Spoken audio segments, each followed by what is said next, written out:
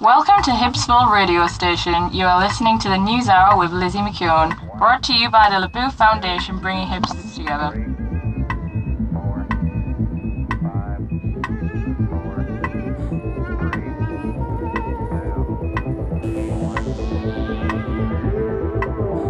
The date is 3456 after Shia, and the town of Hipsville is preparing for its annual visitation of the Grand Supreme Shia Labeouf. Breaking news from the Tourism Board of Hipsville. It's now required by law for people visiting our magnificent town to have at least one ironic t-shirt and a beanie for every day they're staying in the town for. They also announced the opening of a new National Museum with exhibits on how Shia took over Donald Trump's reign as President of the United States, thus becoming the supreme leader of the world. Very excited for that to open. Come back after the break for stories like, is Syria really worse than Skegness?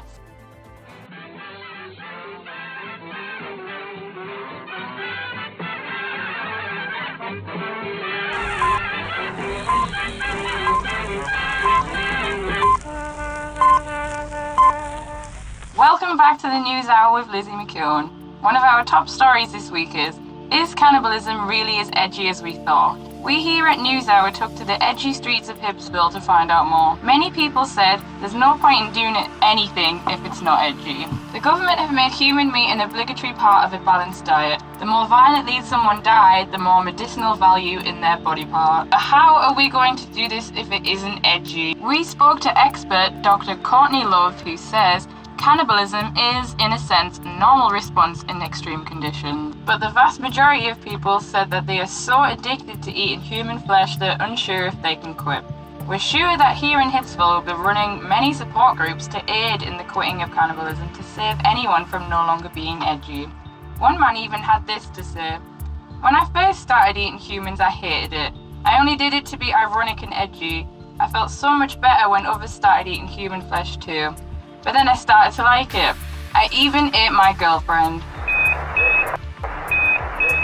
But it was announced last Friday by Supreme Leader Shia that veganism is edgy again. I personally only ever enjoyed my human flesh burnt to a crisp. In further news, Trump Wave and Fash Wave are just the latest disturbing examples of the far-right appropriating electronic music. That's right, the man who Supreme Leader Shia defeated to save us all has recreated a new type of music which is topping the indie charts, and here's what it sounds like.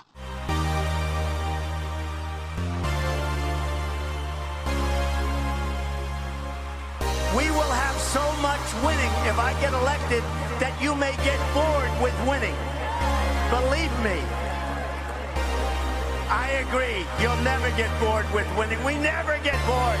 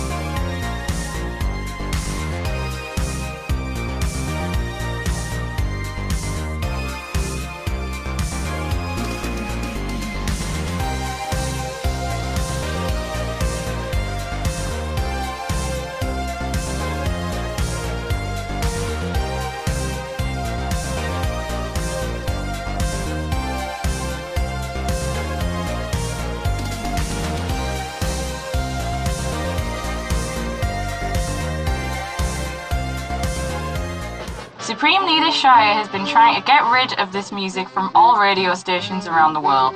There's just some people who don't want to conform to the hipster lifestyle. Makes me and everyone else living in Hipsville sick. Police have been searching everyone's internet history to check and see if anyone is breaking their edge.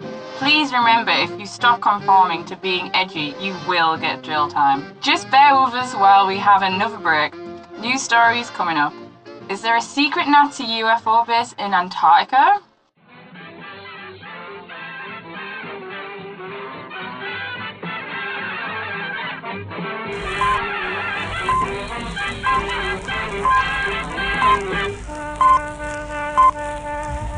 And now, is Skegness really worse than Syria? We here at NewsHour sent one of our top writers out to the wonderful seaside town of Syria. We wanted to truly see if Syria was worse than Skegness. He said when visiting both places he never truly feared for his life as much as he did when visiting Skegness. Skegness is the epitome of conformity. Chained fish and chip shops, tat shops and UKIP voters, whereas Syria is not, hence being superior. One of the only good things about Skegness was the pretty nifty Van Gogh art machine on the pier, although most of what was inside of it had been looted out by raiders within Skegness. Thieving bastards. When you're in Skegness, you have to avoid the bomb raids every 10 minutes and jump into the nearest shelter, but apart from that, you get quite a nice view of the overpolluted, now black with oil sea.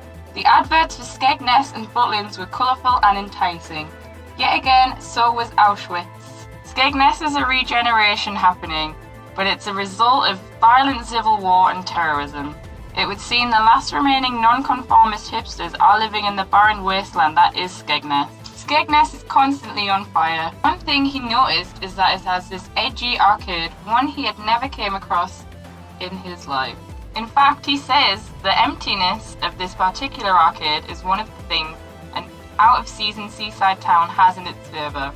There were almost no kids in there, just a few assorted adults mucking around. You got some tokens too and redeem them for 3 bags of toy soldiers and make your own spaceship and a Mr. Burns keychain. He finishes his review by saying, Skegness isn't even the worst place in Old Britain he's been to, let alone the world. And that is sadly all we have time for this evening. Thank you for joining another News Hour. Good night, Hipsville. God bless the Supreme Leader Shire. News Hour is brought to you by the Labeouf Foundation, bringing hipsters together. 3, 4, 5, 4, 3, 2, 1. Welcome to Hipsville was brought to you by the minds of Lizzie Mckeone and Nicola Scott. Hope you enjoyed.